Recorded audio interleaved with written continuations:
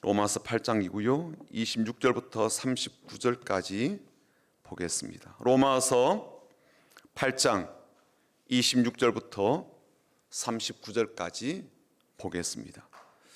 신약 성경 250쪽이 있는데 우리 같이 읽어보겠습니다. 로마서 8장 26절입니다. 이와 같이 성령도 우리 연약함을 도우시나니 우리는 마땅히 기도할 바를 알지 못하나 오직 성령이 말할 수 없는 탄식으로 우리를 위하여 친히 간구하시느니라.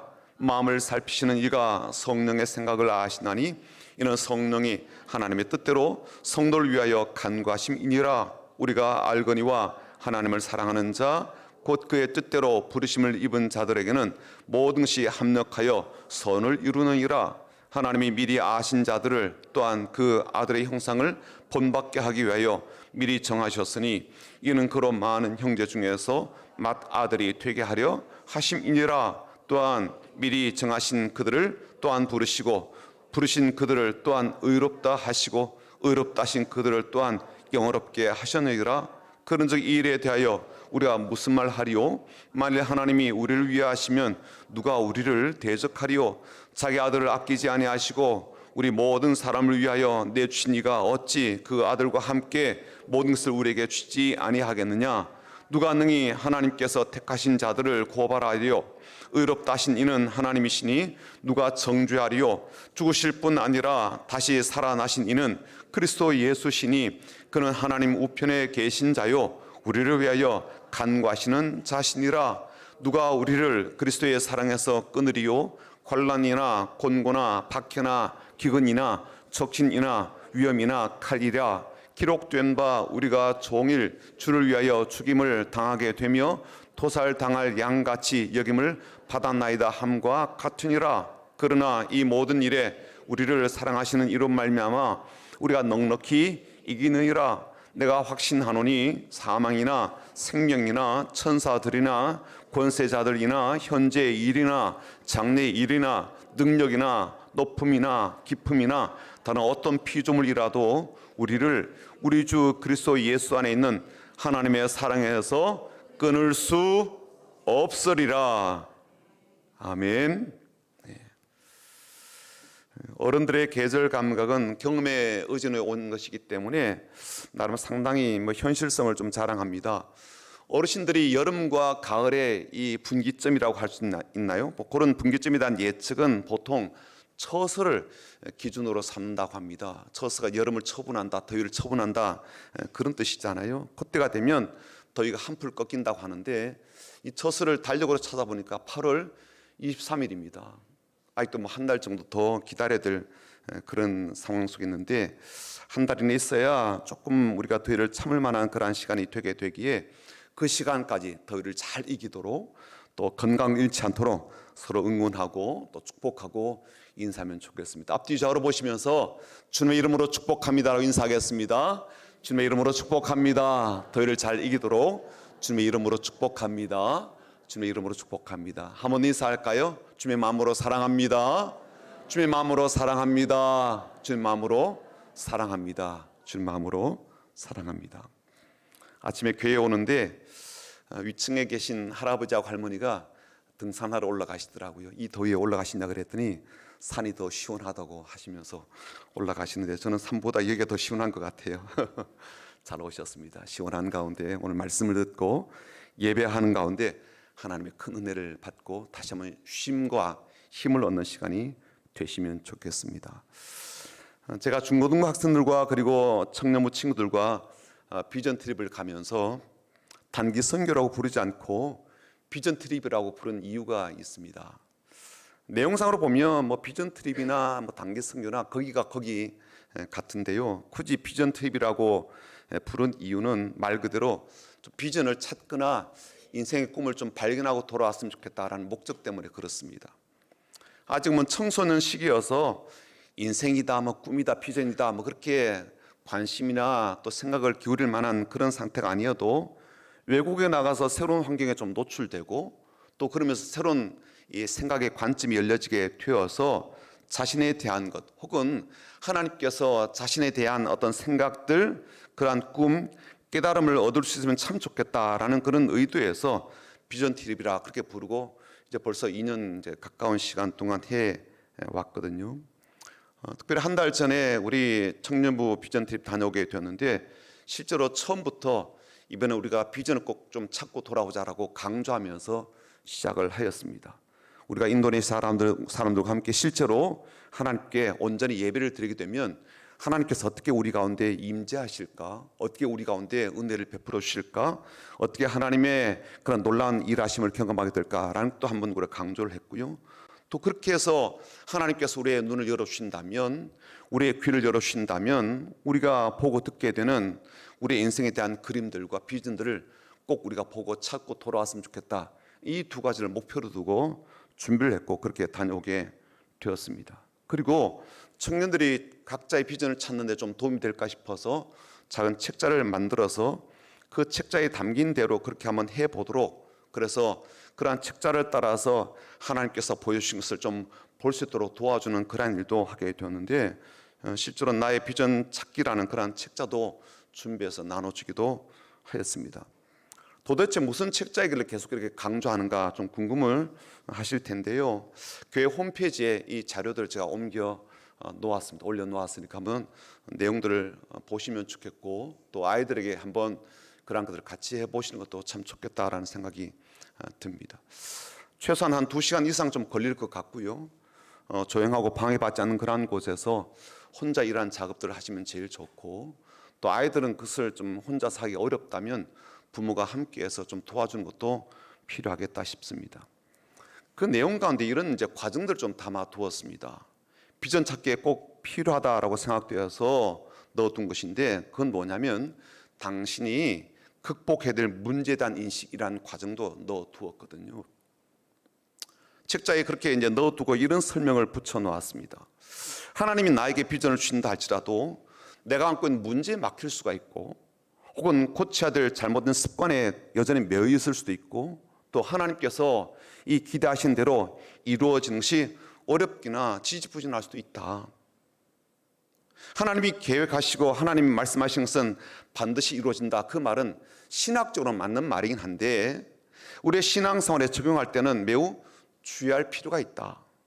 그 계획과 말씀을 하나님께서 주신 것이 맞는지에 대한 검증이 필요하기 때문이다. 만약 그 계획을, 그 말씀을 하나님께서 주신 것이 맞다면 외부의 어떤 방해라든지 혹은 우리 안에 어떤 현실적인 문제가 있다 할지라도 하나님께서 반드시 이루시기 때문이다. 그런데 또 한 가지, 그렇게 하나님께서 주신 계획과 말씀과 비전을 이루어 가시는 과정에서 하나님은 반드시 우리의 문제를 다루신다라는 점도 알아야 된다. 비전 찾기의 과정에는 반드시 내가 어떤 사람이 되고 싶은가라는 질문과 답이 포함되어 있다고 했는데, 하나님께서 제일 중요하게 여기시는 부분도 바로 내가 어떤 사람이 되게 하시는가에 있다. 그래서 만약 우리에게 어떤 문제점이 보인다면 하나님께서는 결코 그 문제를 간과하시거나 대수롭게 여기시는 일은 없다. 왜냐하면 하나님은 당신에게 모든 관심을 두고 계시고 당신을 위대한 사람으로 세우고 사용하고 싶으신 계획을 품고 계시기 때문이다. 그래서 당신의 그 변화된 모습, 그리고 변화되어가는 그 과정을 위해서도 하나님이 비전을 주시는 중요한 이유가 된다라고 그 설명을 붙여 두었습니다. 이렇게 설명하고 난 뒤에 몇 가지 좀 질문을 던져서 좀 곰곰이 생각해 보도록, 그리고 스스로 좀 답을 달아보도록 했습니다. 자신을 바라보는 하나님의 입장이 되어서 좀 자신을 생각해보고 답해보라라고 하는 그러한 취지에서 질문을 4가지 던졌거든요. 첫 번째 질문은 이것이었습니다. 당신의 성품이나 성격 가운데 변화가 필요한 점이 있는가? 그러니까 당신 안에 열등감이나 실망감이 있는가? 고집을 부리고 있거나 집착을 하는 것이 있는가? 직면하지 않고 회피하고 도피하는 성향이 있는가라는 질문이었습니다.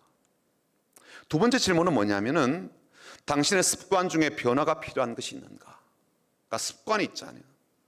꽤 많은 습관들이 우리 가운데 있는데 그 습관 가운데 이제는 변화가 필요한 것들이 있는가? 말이나 행동 가운데, 그리고 생각에도 습관이 있다.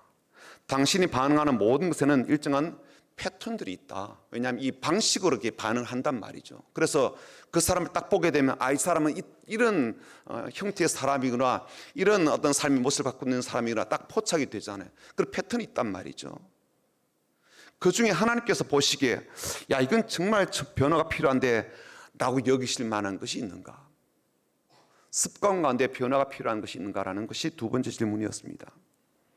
세 번째 질문은 뭐냐면 당신의 마음에 믿어지지 않고 의심이 되거나 받아들여지지 않는 것이 있는가? 특히 하나님에 대해서 혹은 하나님이 하신 말씀에 대해서 또는 하나님의 성품에 대해서 받아들이기 어려운 점이 있는가?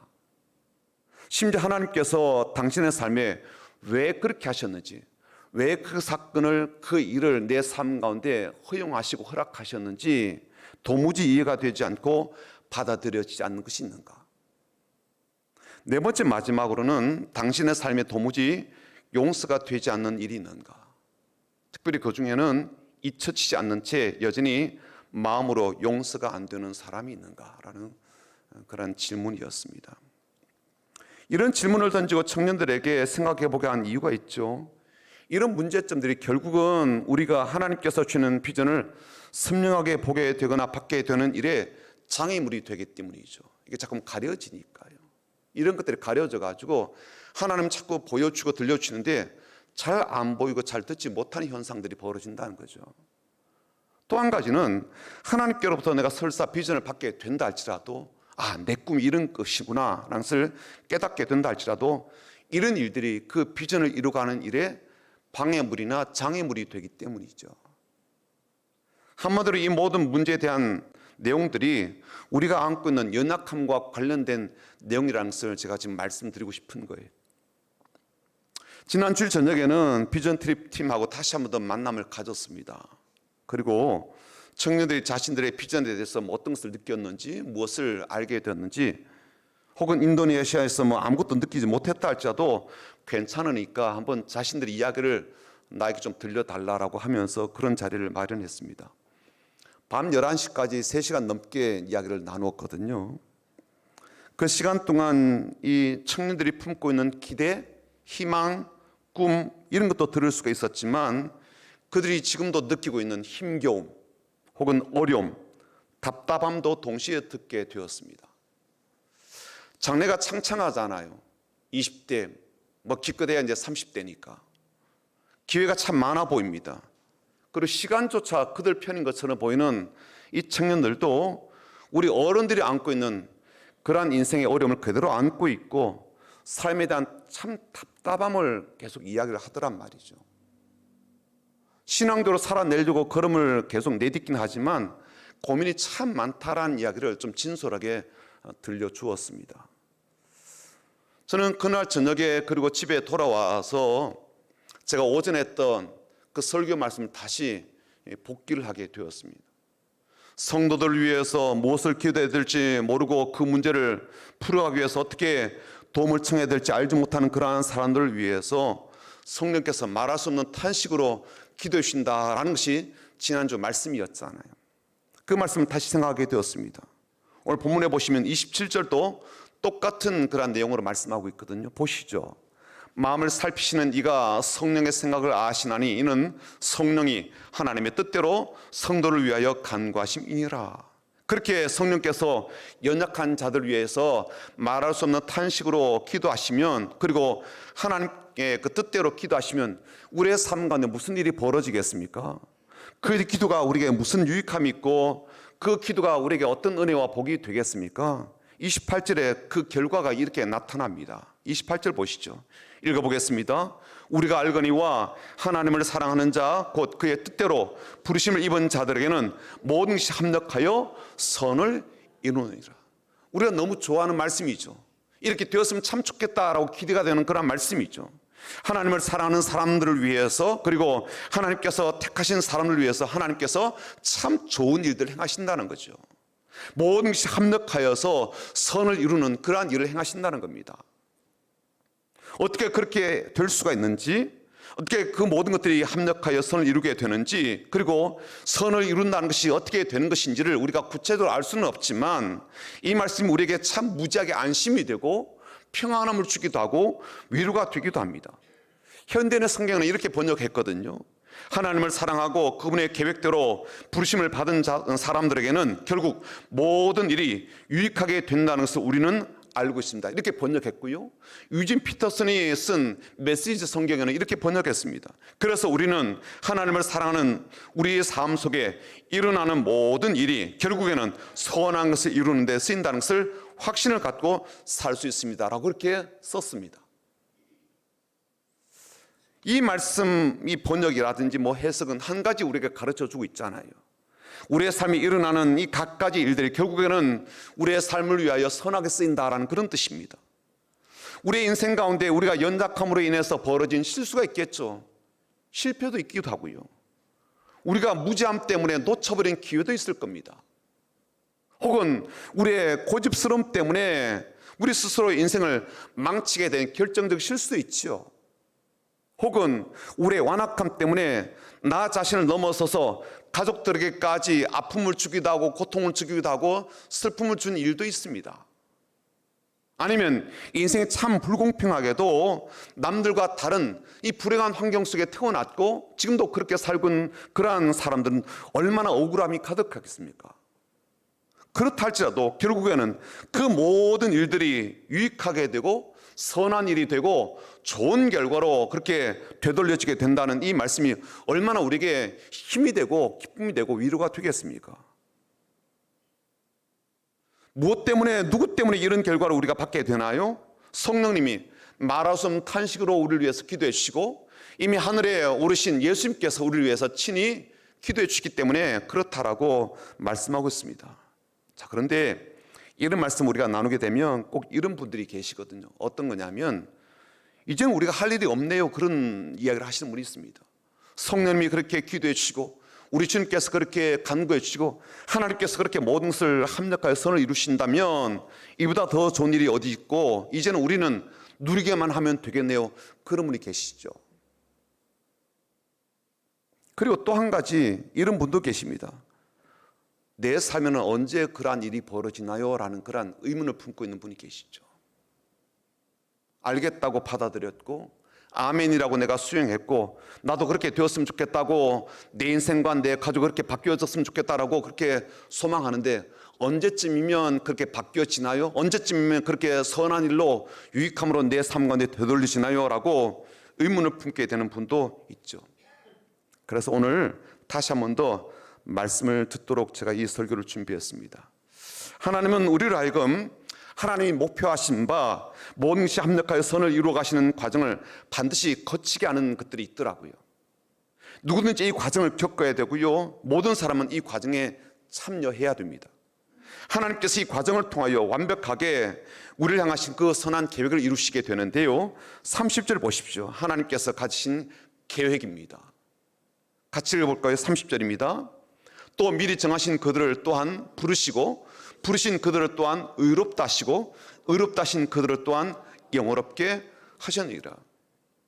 하나님은 이미 각 사람을 정해두셨대요. 구원받을 사람을 정해주셨다 그런 뜻이겠죠.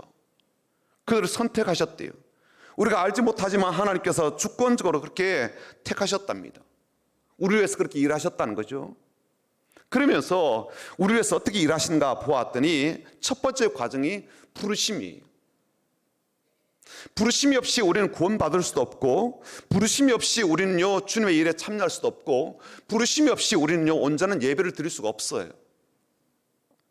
하나님께서 택하신 모든 사람들은 이처럼 하나님께서 불러내시는 과정이 있더라는 거죠. 부르심에 대한 과정이 있습니다. 어떤 사람들에게는요 직접적으로 목소리를 들려주셔서 부르시기도 하십니다. 사무엘이 그런 사람이잖아요. 바울이 그런 사람이었고요. 아브라함이 그 부르심에 순종한 사람이었습니다. 어떤 사람들에게는요 사건과 환경을 통해서 불러내십니다. 요셉이 그랬습니다. 모세가 그랬고요. 다니엘이 그랬습니다.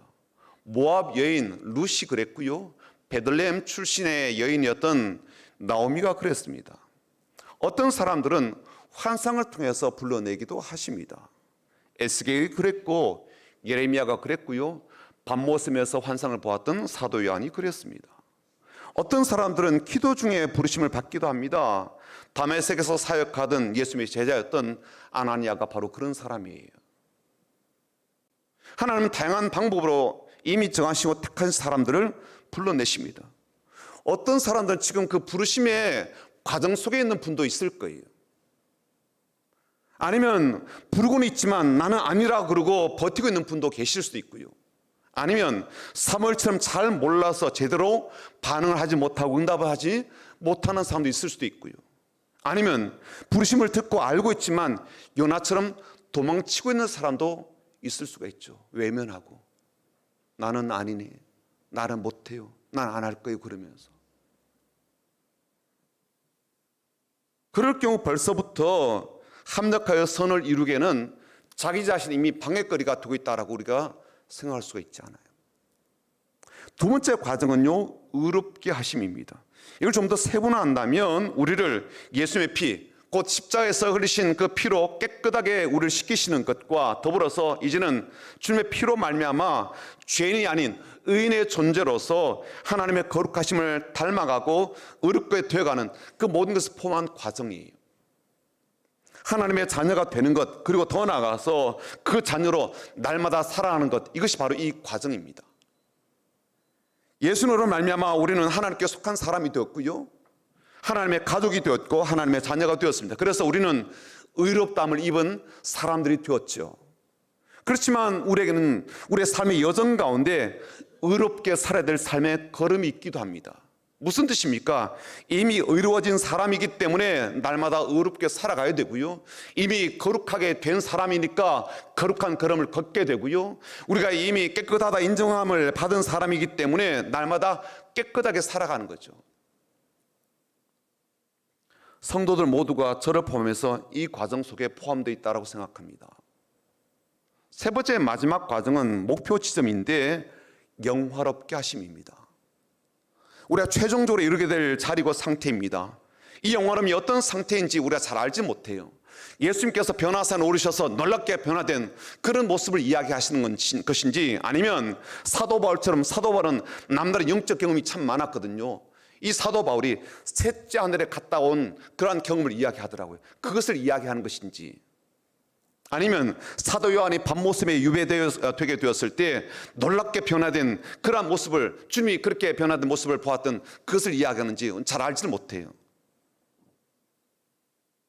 그러나 무엇인지 잘 알 수는 없지만 한 가지 분명한 것은 이 땅에서 우리가 결코 누릴 수도 혹은 볼 수도 없었던 영광스러움과 찬란한 극치에 우리가 이르게 됨을 계속해서 우리에게 가르쳐주고 있는 것이죠. 이미 부활하신 주님을 배웠던 사도 바울이 이 영광스러움을 어떻게 설명했는가 하면 이렇게 설명했습니다. 한번 좀 들어보십시오.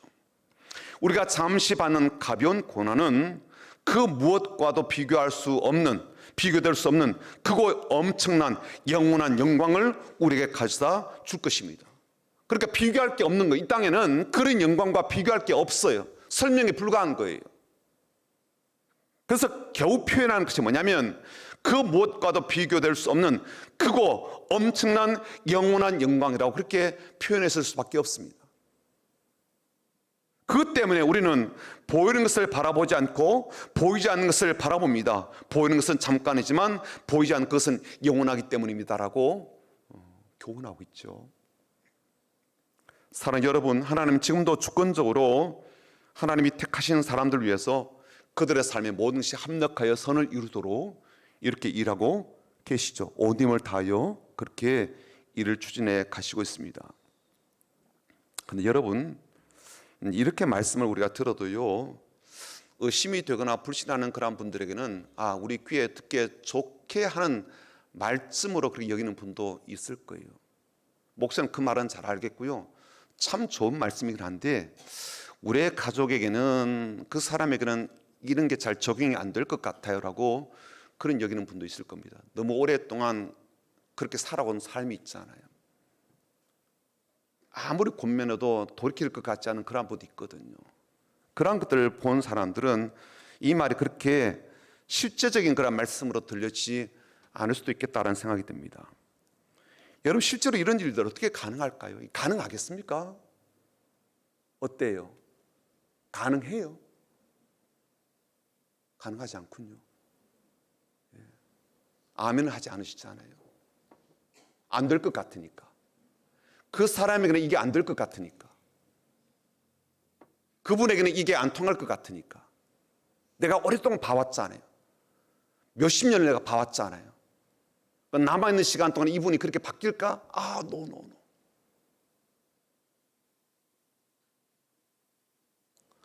우리가 이토록 연약함을 안고 있잖아요.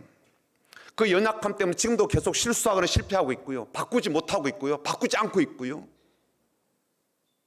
그런데 어떻게 우리의 삶이 갑작스럽게 모든 것이 합력하여 선을 이룬다고 했던 그 말대로 그렇게 이루어지겠는가라고 계속 의심이 드는 거죠. 불신이 되고요. 그렇잖아요. 그렇게 되었으면 좋겠어요. 저도. 우리 모두가 바라는 바예요. 우리의 가정이 그렇게 되었으면 좋겠고요. 그분이 그렇게 되었으면 좋겠고요. 우리 사회가 그렇게 되었으면 좋겠고요. 그렇게 되겠나?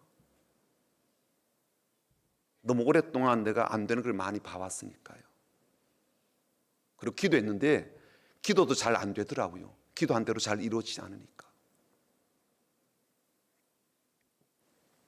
그래서 사도 바울은 31절부터 우리가 의심하는 것, 우리가 부인하는 것, 우리가 불신하는 것, 받아들이기 어려워하는 것을 조근조근 차근차근 설득하듯 우리에게 이렇게 교훈합니다. 31절은 뭐냐면 이런 거예요. 하나님이 우리 편이시라면 누가 우리를 감히 대항할 수 있겠습니까? 하나님이 우리 편이신데 누가 감히 우리를 대적할 수가 있겠는가? 32절은요. 하나님의 아들까지 아낌없이 내오신 하나님이 우리를 위하여 아낄 것이 무엇이 있겠습니까? 아들까지 내어줬다면 다른 걸 내가 주지 않을 이유가 뭐가 있겠는가? 하나님이 그러신 분이 아니시지 않습니까? 라는 이야기죠. 33절은요. 하나님이 우리를 의롭다고 인정해 주셨는데 감히 누가 우리를 고발할 수가 있겠습니까? 34절과 35절은 이렇습니다.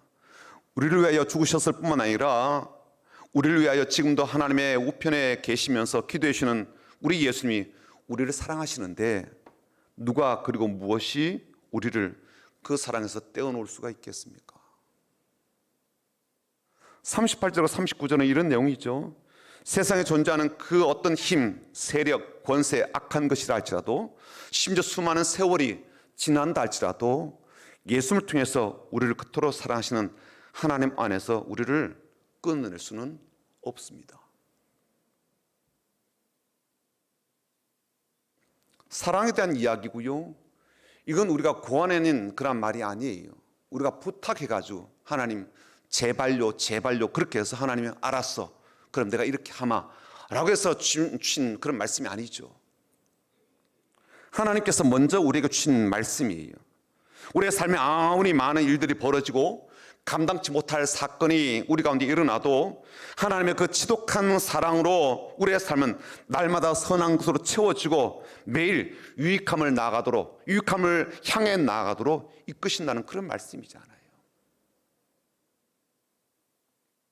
그래서 오늘도 부르신 그들을 의롭다고 하시고 의롭다고 하신 그들을 영광스럽게 변해될 그날을 기대하시면서 차근차근 일하신다라고 강조해서 말씀하고 있는 것 아니겠습니까? 사랑하는 성도 여러분, 그렇다면 우리에게 이제 필요한 일이 뭐겠습니까? 저는 하나님이 우리를 사랑하셔서 이를 반드시 행하심을 알게 되었다면 최소한 이 질문을 우리가 꼭 해야 될 필요가 있을 것 같아요. 하나님이 왜 그렇게 하시는지, 왜 사랑하시는지, 왜 연약한 사람을 위해서 마라손 탄식으로 위해서 기도해 주시는지, 왜 모든 것이 합력하여 선을 이루도록 지금도 일하시고 계시는지, 왜 그렇게 하시는지, 무엇을 위해서 그렇게 하시는지 이유를 알아야 되겠죠.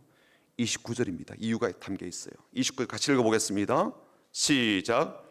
하나님이 미리 아신 자들을 또한 그 아들의 형상을 본받게 하기 위하여 미리 정하셨으니 이는 그런 많은 형제 중에서 맏아들이 되게 하려 하심이라. 아들이신 예수님을 닮아가도록, 그분의 형상 따라 닮아가도록 그렇게 이 땅 가운데 하나님의 놀라운 일들을 행하심을 가르쳐주십니다. 예수를 땅에 보내신 것도 마찬가지죠. 아기 때부터 보내신 이유가 뭡니까? 우리 곁에 계시게 하신 이유가 뭡니까? 그리고 끝내는 예수의 죽으심과 희생을 통해서 우리를 부르시고 의롭다고 하시고 결국에는 영광스러움의 자리까지 오르게 하신 이유가 뭡니까? 예수님을 닮아가도록. 아들의 형상을 본받고 아들을 닮아가게 하는 그러한 일들을 위해서 일을 행하셨음을 깨닫게 됩니다. 우리가 종종 어떤 오해를 하는가 하면요, 이런 오해를 해요. 아들의 형상을 본받고 아들을 닮아가는 이러한 일들이 하나님의 자녀가 되었으니까 당연히 하나님의 명예로움의 수치가 되지 않도록 최소한 그렇게 존귀하게 살고 위험 있게 살고 거룩하게 살고 주님을 닮아가는 그런 필요들 때문에 우리가 주신 말씀이 아니었다는 거예요. 우리가 그렇게 살아야 하나님께 부끄러움이 되지 않으니까 그렇게 예수님을 닮도록 하신 목적이 아니었다는 거예요. 더 중요한 목적이 있어요. 아들이신 예수님이 누리시고 있는 그 영광과 영화로움을 우리가 연약한 우리가 죄인으로 살아온 우리가 함께 누리도록 하시기 위한 목적이었다는 거예요. 목적이 다르죠, 그렇죠? 내가 부끄러움이 되어가지고 견딜 수가 없네. 그런 너희들 좀 제대로 살았으면 좋겠어. 이게 아니었던 거예요. 내가 너무 수치스러워. 너 같은 아들이 있다는 게 난 너무 수치스러워. 그러니까 좀 거룩하게 살았으면 좋겠어. 아들을 좀 닮아봐. 내가 모델을 보여줬잖아. 내 아들 보여줬잖아. 좀 닮아봐. 이런 목적이 아니었던 거예요. 목적이 뭐라고요? 아들이신 예수님이 누리시고 그리고 아들인 예수님이 그렇게 모든 것들을 누리시는 그 영광과 영화로움을 우리가 누릴 수 있도록 그래서 이 말씀 하셨다는 것 아닙니까? 어쩌면 우리가 그토록 알고 싶어하는 개인 비전 찾기에도 주님의 형상을 본받는 것, 우리 주님을 닮아가는 것이 필수로 포함되어 있다는 생각이 좀 들더라고요. 하나님께서 우리를 향해서 꾸시는 꿈과 비전은 우리가 각자 맞는 일을 찾아서 그 일들을 멋지게 해내는 것 이상입니다. 그것은 하나님의 아들이신 예수님이 누리는 그 영광과 영화로움을 우리가 누리도록 하시는 것에 하나님의 초점이 맞춰져 있더라고요. 비전이 그래요. 그를 위해서, 그 목적을 위해서 지금도 성령님은 말할 수 없는 탄식으로 우리를 위해서 그리고 하나님의 뜻대로 기도해 주시며 예수님도 우리를 위해서 중보해 주시는 것 아니겠습니까? 자, 그렇다면 우리가 지금 어떻게 살면 좋겠습니까? 앞으로 어떻게 살아야 되겠습니까? 아프리카 오지에서 병원을 운영하고 있는 의료 선교사님이 계셨습니다. 어느 날 한 흑인 청년이 정글에서 칼로 나무를 이렇게 베고 찍다가 자기 발등을 잘못 찍어가지고 피 흘리는 그러한 상황이 되었습니다. 그래서 급하게 나뭇잎으로 이 발을 감싸고 병원이 있는 곳, 거의 한 20리길이 되는데 그곳까지 이제 뛰어왔다는 거예요. 선교사님이 이제 그 청년의 발을 보고 치료를 하고 있는데 곧 이어서 어떤 한 여인이 또 찾아왔습니다. 알고 봤더니 이 흑인 청년의 어머니인 거예요.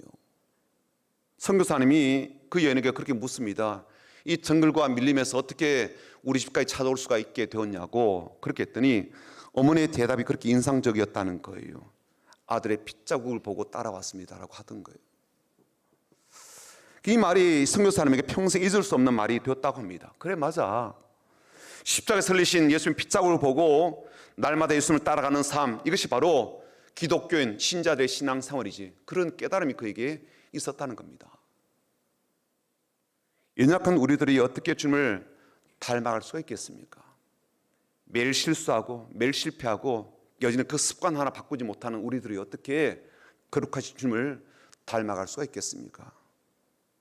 예수님께서 흘리신 그 핏자국 바라보면서 그분의 사랑 생각하고 그분의 말씀을 기억하고 그분의 희생을 묵상하면서 그 걸음을 따라 한 걸음 한 걸음 좇는 것밖에 방법이 없는 것 같습니다.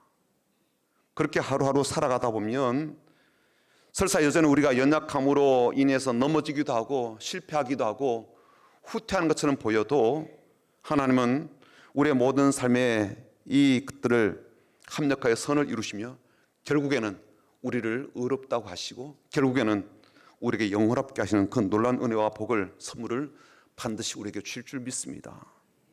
저와 여러분이 그런 믿음으로 점점 더 깊이 예수님을 닮아가는 삶을 주님께 올려드릴 수 있게 되기를 주님의 이름으로 축복합니다. 아멘. 은혜로 날 보듬으시고라는 찬양 같이 부르고 기도하겠습니다.